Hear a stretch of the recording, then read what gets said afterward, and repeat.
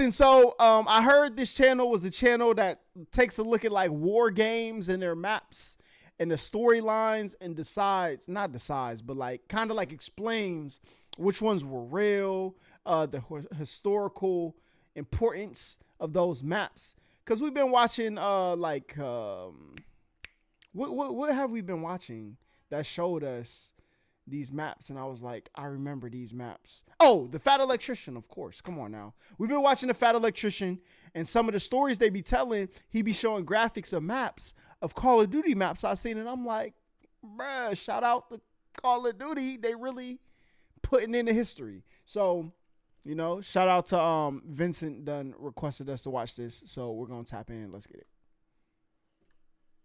One thing about Reznov, hold on, was it Vincent? I got oh yeah, it was Vincent. Shout out Vincent, man. that I've learned from fighting by his side for so many years is that this man will not let you die. Reznov will literally pull out one of his best motivational speeches in the worst time possible, and I mean that in a good way. You find yourself laying in a fountain of dead Russian soldiers while the Nazis clean up any remaining survivors? Don't worry, Reznov is about to give you a 5-star tutorial on sniping. You almost drown in a Berlin train station? Well, guess what? Boom, Reznov. Captured by Nazis? Boom, Reznov. Fidel Castro sends you over to a Russian labor camp and you're about to get your ass beat? Boom. Victor Reznov. Today though, in honor of one of our greatest leaders, motivational speakers, and simply somebody we consider family, we're gonna sit back and take a look at every moment we got to see Reznov after Vorkuta. Okay. Hey, listen. What I will say though, when that new Call of Duty drop, I'm going to play a Call of Duty campaign for the very first time. We got to. Hook up.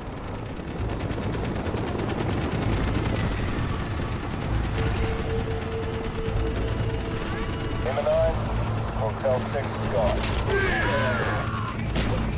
gone.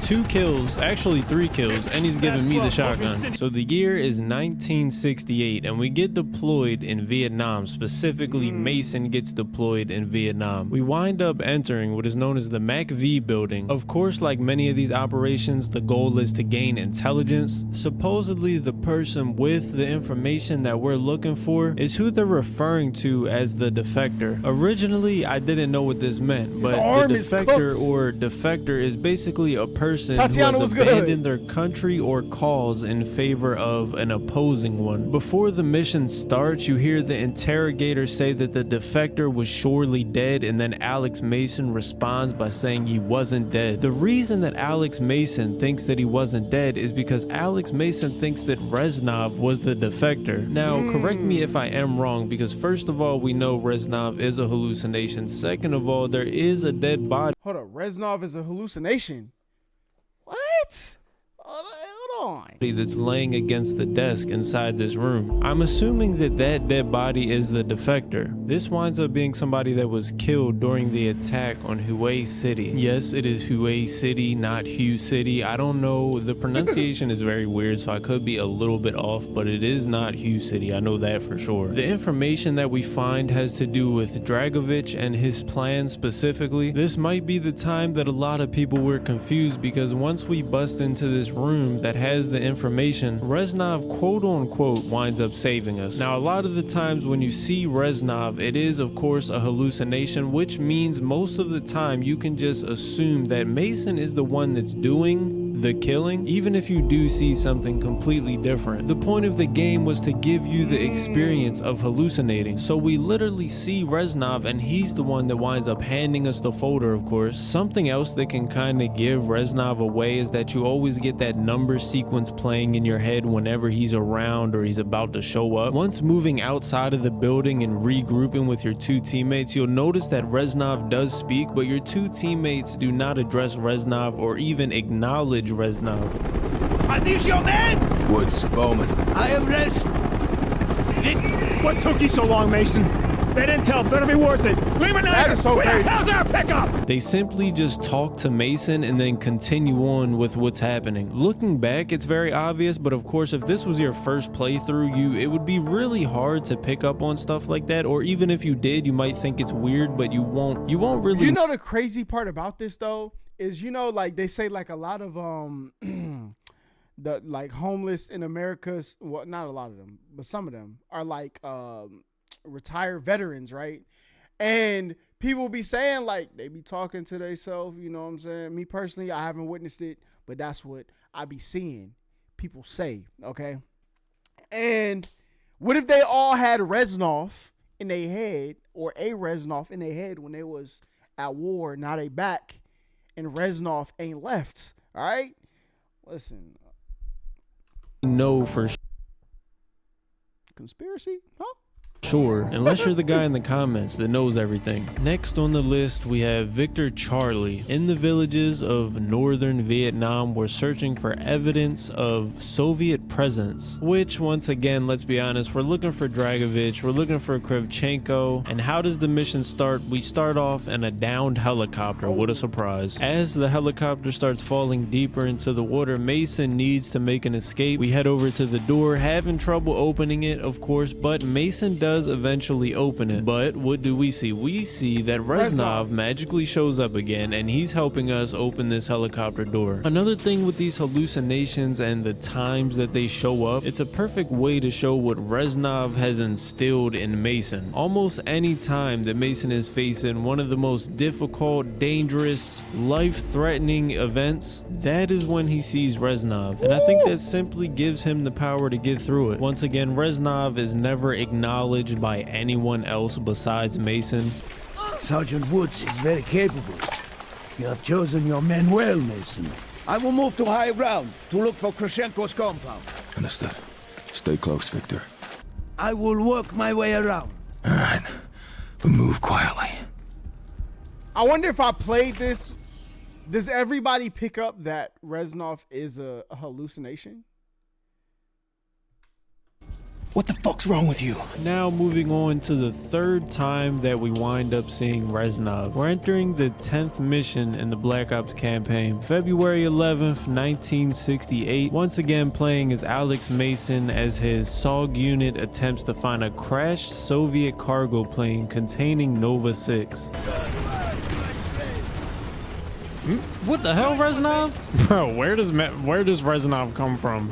We now move on to the final time that Mason sees Reznov. We arrive to a Soviet base established in 1948 as a secret Soviet bioweapons facility. All of this, of course, located on Rebirth Island. Mason arrives by himself to carry out Reznov's plan for revenge, while at the same time Weaver and Hudson are leading an attack on the island with the goal of extracting the Soviet allied former Nazi scientist Friedrich Steiner. While Weaver and Hudson may need him alive because they want information about the number station, Mason has a completely different goal. Mason 100% is here with the intentions on killing Steiner, one of the 3 people that Reznov wants dead in his plan for revenge. Now, of course, for Mason, he remembers Reznov being there, being with him, and Reznov being the one that kills Steiner. When the roles are reversed, though, you wind up playing as Hudson and seeing it from their point of view. Hey!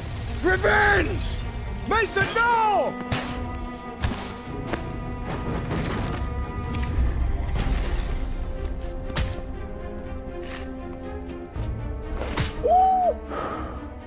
I'm fine. Check Steiner. He's dead. Yeah, Steiner's cooked. Reznov, the defector. We need to find him. We won't. As you can see, Hudson winds up saying we won't because Hudson he knows knows he's that not real. Reznov was not real and was not the defector. As for Reznov, there's a lot of different speculations that people make. Did Reznov just ride into a storm of bullets unleashed by the prison guards? Or did all the guards just stop shooting once Mason jumped on that train and they kept Reznov alive? Now, if you know anything about Vorkuta, it was one of the most well-known gulags with the reputation of being one of the worst. The number of people that died was estimated to be 200,000. I really doubt that. What? Yo, okay, somebody go find me a video about the gulags, bro, because the only thing I know about the gulag is you fight to the death to respawn back into the match. That was the first time I ever heard the word gulag in my life. All right. Now I'm finding out gulags were like these POW camps or something. I don't know. Maybe not. I don't know. Y'all let me know. But I need a video Find me the best video explaining gulags, please, somebody. That Reznov magically Need it. lived. I've almost come to the conclusion that maybe there's more than one Reznov. So This Mason man was might good. just have clones. You have What's a that theory called? that Reznov is still alive and he's going by the name John Trent. Emails from John Trent can be found in the Black Ops 1 computer. Even the numbers that pop up in between missions can be decrypted. When decrypted, you can read Reznov is dead or is he dead? There was no body. Is he who he says he is? Then you even have Reznov being seen in Black Ops 2. All of that honestly can be very confusing. There's a YouTuber that goes by the name Ink Slasher, and I have to give him props. He made a very good video talking about Reznov and if he was still alive. And there's might have honestly to watch just a that lot next. of very good information in that video. I think that's about it for me though, so hopefully you guys enjoyed the video. Let me know what y'all think about Reznov, or if you guys have any secret information that I have not heard about. Hey, listen, I seen on Steam today, they said purchase Modern Warfare 3. I think it's time. Maybe this summer, listen, we got 2 fingers crossed. All right.